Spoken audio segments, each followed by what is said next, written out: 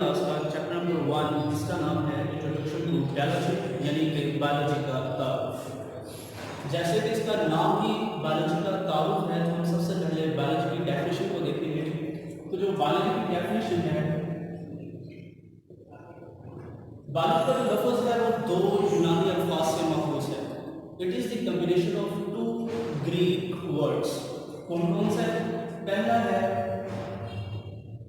BIOS और दूसरा है लोगोस। बायोस का लफ्ज़ी मतलब है लाइफ यानी कि जिंदगी, और लोगोस का लफ्ज़ी मतलब है थॉट या फिर रीजनिंग। थॉट का मतलब होता है सोचना और रीजनिंग का मतलब होता है वजह तलाश करना। तो अगर हम इन दोनों को मिला के लिखें तो इसका मतलब होगा जिंदगी के बारे में सोचना या वजह तलाश करना। तो आप आसान अल्फाज में इसको इस तरह कह सकते हो, जिंदगी का मुताला यानी कि study of life is called biology. हम इसको एक्सप्लेन कर सकते हैं इस तरह, like a tree it is a biology. तो बायोलॉजी की डेफिनेशन क्या हुई? स्टडी ऑफ लाइफ यानी कि जिंदगी का मुताबिक। अब बायोलॉजी को तीन बड़ी मेन ग्रेड में तकसीम किया जाता है। वो तीन बड़ी मेन ग्रेड्स कौन कौन सी हैं?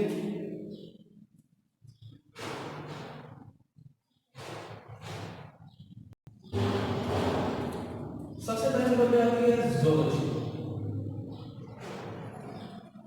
ज़ूलॉजी आपने याद रखना इसको जू से बुरा होता है चिड़ियाघर। चिड़ियाघर में आप क्या देखने जाते हैं? जानवर। ठीक है, तो इस तरह आप इसको अपनी आसानी के लिए आसान अल्फाज में याद कर सकते हैं। ज़ूलॉजी से मुराद एनिमल्स का मुताला यानी कि जानवरों का मुताला है। आप इसको इस तरह कह सकते हैं, study of animals is called zoology यानी कि जानवरों का मुताला क्या कहा जाता है? ज़ूलॉजी। उसके बाद हम बात करते हैं बॉटनी। जो बॉटनी है, ठीक है, बॉटनी अगर आप पंजाबी का लफ्ज़ बूटा कहते हैं पौधे को यानी कि प्लांट, ठीक है, तो आप बॉटनी को किस तरह डिफाइन कर सकते हो? Study of plants is called botany. Clear?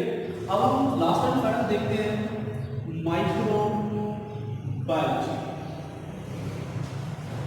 अब जैसा कि इसका नाम ही माइक्रो बायोलॉजी है, तो माइक्रो से मुराद होता है छोटा। ठीक है, तो माइक्रो बायोलॉजी की ऐसी शाख, ऐसी डिवीजन जिसमें माइक्रो ऑर्गेनिज्म की स्टडी की जाती है। माइक्रो ऑर्गेनिज्म कहा जाता है जो आम से दिखाई नहीं देते, बिल्कुल छोटे छोटे होकर इनको माइक्रोस्कोप के से स्टडी किया जाता है। तो माइक्रो बायोलॉजी को आप किस तरह डिफाइन कर सकते हो? Study of micro organisms. Clear? यानी कि biology is the study of life. इसकी तीन बड़ी मेन फील्ड्स हैं, zoology, botany and microbiology. Zoology से मुराद जानवरों का मुताला, स्टडी ऑफ एनिमल्स। बॉटनी से मुराद स्टडी ऑफ प्लांट्स यानी कि पौधों का मुताला, और जो तीसरी फील्ड है वो है माइक्रोबायोलॉजी यानी कि स्टडी ऑफ माइक्रो ऑर्गेनिज्म यानी कि छोटे छोटे जानवरों का मुताला, जिस तरह आपके पैरामीशियम है, अमेबा है, यूग्लिना है, ठीक है, इन तमाम छोटे छोटे बैक्टीरिया वगैरह छोटे छोटे जानवरों का जो मुताला है वो क्या कहलाता है? माइक्रोबायोलॉजी। अब हम इसको मजीद देखते हैं कि बायोलॉजी की मजीद ये भी बड़ी मेन डिवीजन्स। अब हम बात करते हैं इसकी ब्रांचेस की। तो बायोलॉजी की ब्रांचेस कौन कौन सी है?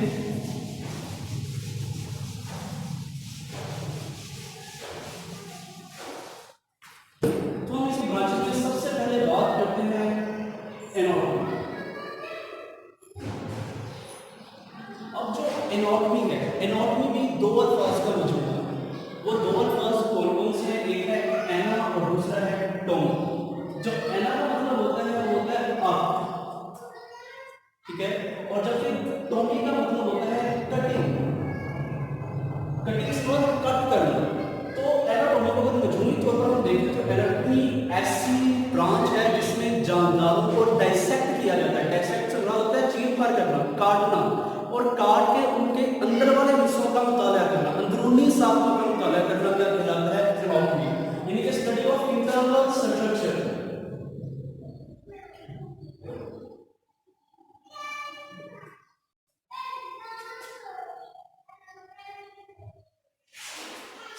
Internal structure is called anatomy. उसके बाद हम दूसरा जो बात करते हैं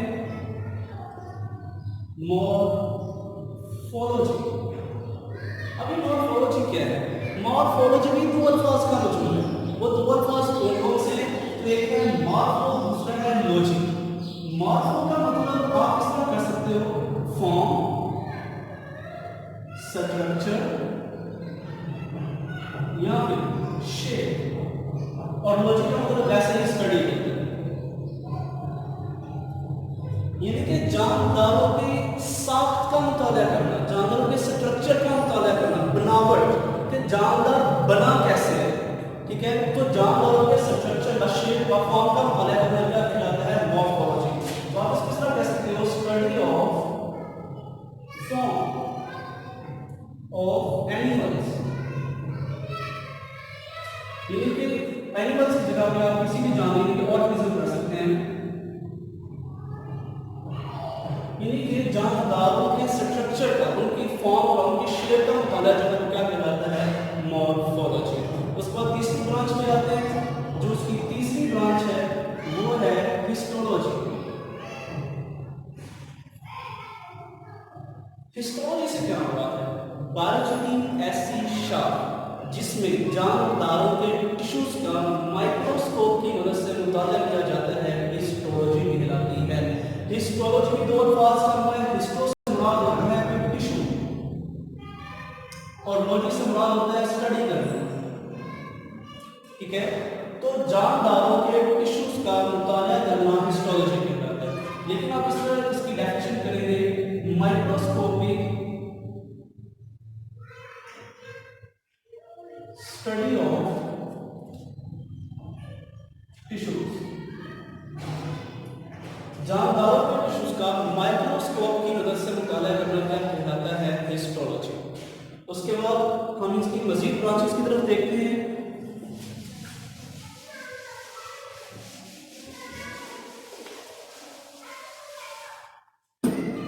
और इसकी चौथी ब्रांच की पढ़ते हैं तो वो है सेल बायोलॉजी। इसको साइटोलॉजी भी कहते हैं। सेल बायोलॉजी जैसे कि इसका नाम ही रिप्रेजेंट कर रहा है कि इसमें सेल का मुताला किया जाएगा। बायो की ऐसी शाख जिसमें सेल और सेल के अंदर पाए जाने वाले तमाम ऑर्गेनेल्स का मुताला किया जाता है, उनकी फॉर्म का मुताला किया जाता है, उनकी स्ट्रक्चर का मुताला किया जाता है, उनके फंक्शंस का मुताला किया जाता है, वो क्या कहलाती है? Cell biology.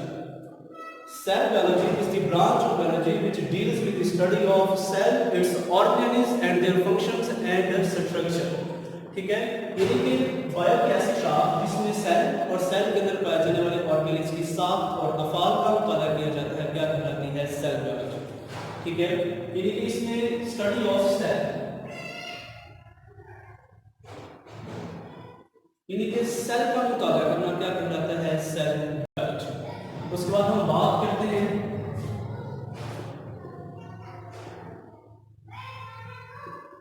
फिजियोलॉजी। फिजियोलॉजी क्या है? फिजियोलॉजी बायोलॉजी की ऐसी शाख है, ऐसी ब्रांच है जिसमें जानदारों के अंदर सरंजाम पाए जाने वाले अफाल का मुताला किया जाता है कि जानदार उसके जिस्म के अंदर कोई काम कैसे हो रहा है, कोई ऑर्गन किस तरह काम कर रहा है, इन चीजों का मुताला क्या कहलाता है? Physiology. The branch of biology which deals with the study of functions that are taking place in the living organism is called physiology. Clear? Study of functions which are take place in living organism। यानी कि वो अफाल जानदारों के सामने सरंजाम दिए जा रहे हैं, उनका मुताला करना क्या कहलाता है? फिजियोलॉजी। फिजियोलॉजी के बाद हम बात करते हैं छठे नंबर पे जेनेटिक्स। जेनेटिक्स क्या है? Genetics is the study of genes, यानी कि जीन्स का मुताला करना और इनका विरासत में क्या किरदार होता है, and their role in inheritance. Genetics is the study of genes and their role in inheritance. Inheritance कहते हैं विरासत को। तो आप जेनेटिक्स को कुछ इस तरह डिफाइन कर सकते हैं सकते हैं कि the branch of biology which deals with the study of genes and their role in inheritance, यानी कि विरासत में उनका क्या किरदार होता है। Study of genes and their role in inheritance. अब ये इनहेरिटेंस क्या है? इनहेरिटेंस कहलाता है विरासत। अब ये विरासत क्या है? विरासत जो है दरअसल खसूसियात का एक नस्ल से दूसरी नस्ल में मुंतकिल होना, ठीक है। It is the transfer of characteristics from one generation to the other generation या नेक्स्ट जनरेशन। यानी कि इनहेरिटेंस से मुराद खसूसियात का एक नस्ल से अगली नस्ल में क्या होना है, मुंतकिल होना है। उसके बाद हम बात करते हैं 7वें नंबर पे टैक्सोनॉमी। टैक्सोनॉमी क्या है? बायोलॉजी की ऐसी शाख जिसमें जानदारों को साइंसी नाम दिए जाते हैं और उनको ग्रुप्स और सब ग्रुप्स में तकसीम किया जाता है। यानी कि आप इस तरह कह सकते हैं कि टैक्सोनॉमी के अंदर जानदारों को साइंसी नाम दिए जाते हैं और उनकी क्लासिफिकेशन की जाती है, ठीक है। गिविंग नेम्स एंड क्लासिफाई, जानदारों को नाम देना और उनको क्लासिफाई करना, किसकी बुनियाद पर? इख्तिलाफात मुशाहदों की बुनियाद पर उनको ग्रुप्स और सब ग्रुप में तकसीम करना क्या कहलाता है? टैक्सोनॉमी। उसके बाद हम बात करते हैं 8वें नंबर पे environmental biology.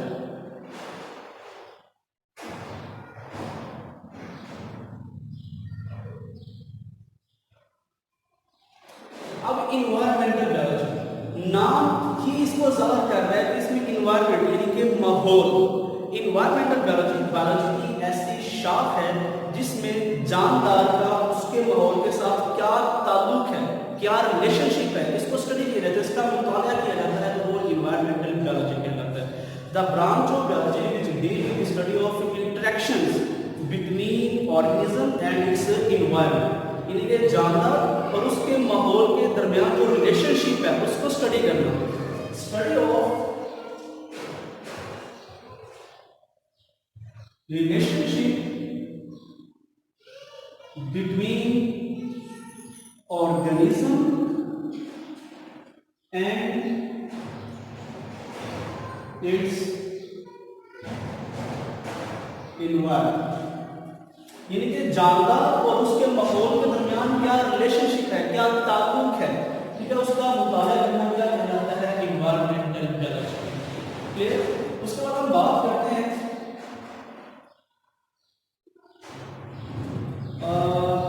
Environmental biology, social biology. अब जो सोशियो है, सोशियो से मुराद होता है मुआशरती, मुआशरा। तो सोशियो बायोलॉजी की ऐसी शाख है जिसमें उन जानदारों का मुताला किया जाता है जो मुआशरा, ठीक है, यानी कि जो सोसाइटी बना के रहते हैं, जिस तरह के इंसान भी है, ठीक है। बायोलॉजी की ऐसी शाख जिसमें उन जानदारों का मुताला किया जाता है जो सोसाइटी बना के रहते हैं।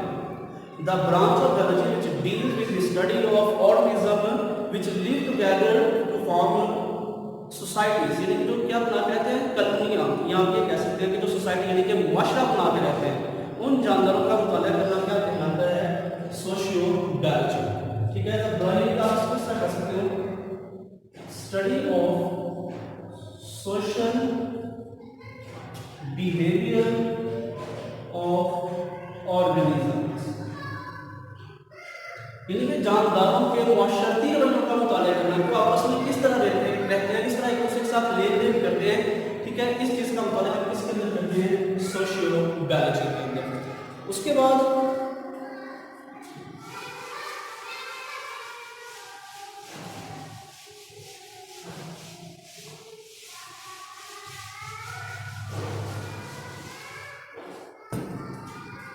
अब हम बात करते हैं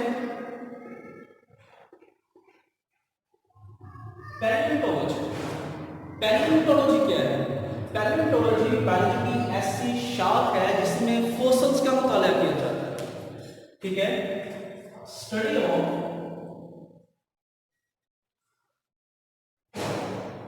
यानी कि फॉसिल्स का मुताला करें। फॉसिल्स क्या होती है? रिमेनिंग्स ऑफ लिविंग ऑर्गेनिज्म, यानी कि जानदारों की बाकियात। वो जानदार जो आज से हजारों साल पहले इस दुनिया पर आबाद थे, लेकिन इन्वायरमेंट में चेंज आने की वजह से, तब्दीली आने की वजह से वो अब इस दुनिया में मौजूद नहीं, लेकिन उनके कुछ बाकियात जो है वो जमीन के अंदर दफन हो जाती है, यानी कि वो कुछ अपनी बाकियात छोड़ देते हैं, तो उनको क्या कहा जाता है? फॉसिल्स। ठीक है, तो फॉसिल्स का मुताला करना क्या कहलाता है? पैलियोंटोलॉजी। उसके बाद हम बात करते हैं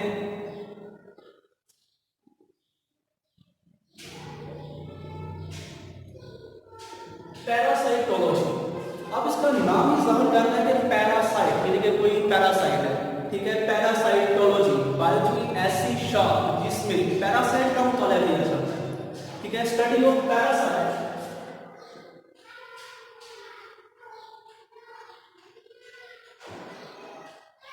study of parasite is called parasitology. अब ये पैरासाइट्स क्या होते हैं? पैरासाइट्स ऐसे जानदार होते हैं जो किसी दूसरे जानदार, इनके होस्ट यानी कि मेजबान के जिस्म में जाके रहते हैं, खुराक हासिल करते हैं और बदले में उनको क्या पहुंचाते हैं? नुकसान। The branch of biology which deal with the study of parasite is called parasitology. और पैरासाइट क्या कहलाते हैं? पैरासाइट ऐसे जानदार हैं जो किसी दूसरे जानदार के जिस्म के अंदर जाके रहते हैं, खुराक हासिल करते हैं और बदले में क्या पहुंचाते हैं? नुकसान पहुंचाते हैं। मिसाल के तौर पर बुकवर्म है, एस्केरस है, तमाम जानदार ऐसे जानदार के जिस्म के अंदर रहते हैं, खुराक हासिल करते हैं और बदले में क्या पहुंचाते हैं? उनको नुकसान पहुंचाते हैं। अब हम बात करते हैं बायोटेक्नोलॉजी। बायोटेक्नोलॉजी दरअसल बायोलॉजी की ऐसी शाख है, ये एक जदीद शाख है, ये एक न्यू, यानी कि आप कह सकते हैं नई ब्रांच है, जिसमें क्या किया जाता है? माइक्रो ऑर्गेनिज्म को इस्तेमाल किया जाता है। ठीक है, माइक्रो ऑर्गेनिज्म को इस्तेमाल करके ऐसी चीजें बनाई जाती हैं जिनसे इंसान को फायदा होता है। यानी कि बायोटेक्नोलॉजी बायो की ऐसी शाखा है जिसमें माइक्रो ऑर्गेनिज्म को इस्तेमाल करते हुए ऐसी चीजें बनाई जाती हैं जो जानदारों के लिए फायदेमंद होती है, इंसानों के लिए फायदेमंद होती है। उसको क्या कहा जाता है? बायोटेक्नोलॉजी। ठीक है, यानी कि माइक्रो ऑर्गेनिज्म को इस्तेमाल करना, ठीक है, और उनसे फायदेमंद चीजें हासिल करना, ठीक है, वो क्या कहलाता है? बायोटेक्नोलॉजी। उसके बाद अगर हम बात करते हैं तो इम्यूनोलॉजी।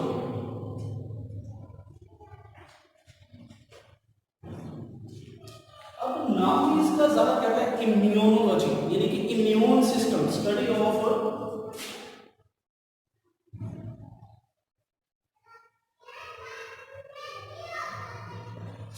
इम्यून सिस्टम, यानी कि जानवरों के मुदाफती निज़ाम का मुताला करना। ठीक है, जानवरों के मुदाफती निज़ाम का मुताला करना इम्यूनोलॉजी कहलाता है। ठीक है, इम्यून सिस्टम से मुराद होता है मुदाफती निज़ाम। अब ये मुदाफती निज़ाम क्या है? यानी कि इम्यून सिस्टम क्या रखता है कि अगर कोई जरासीम, कोई माइक्रो ऑर्गेनिज्म किसी जानदार के जिस्म में दाखिल होता है तो उसका जो जिस्म है जानदार का, उसके अंदर उसके खिलाफ एंटीबॉडीज बनती हैं, वो आग उसको क्या करती है? किल कर देती है, मार देती है। तो ये जो जरासीम को मारने का अमल है, ये जो उसके अंदर जिसके अंदर दिफा का सिस्टम है, उसको दरअसल क्या कहते हैं? Immune system. और इम्यून सिस्टम का मुताला करना क्या कहलाता है? इम्यूनोलॉजी। उसके बाद हम बात करते हैं एंटोमोलॉजी। अब ये एंटोमोलॉजी क्या है? एंटोमोलॉजी के अंदर हम हशरात का मुताला करते हैं। ठीक है, द स्टडी ऑफ इंसेक्ट्स।